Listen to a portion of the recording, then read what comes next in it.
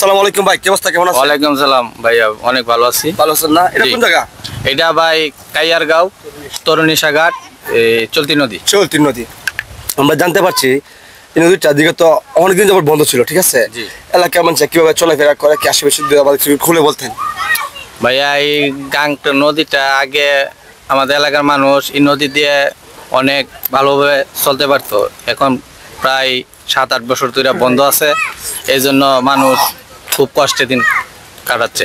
আচ্ছা আচ্ছা আচ্ছা ভাই, আপনার অনুভূতি কি গ্যাং বন্ধ হওয়ার কারণে এলাকার মানুষ কিরকম দিন কাটাচ্ছে?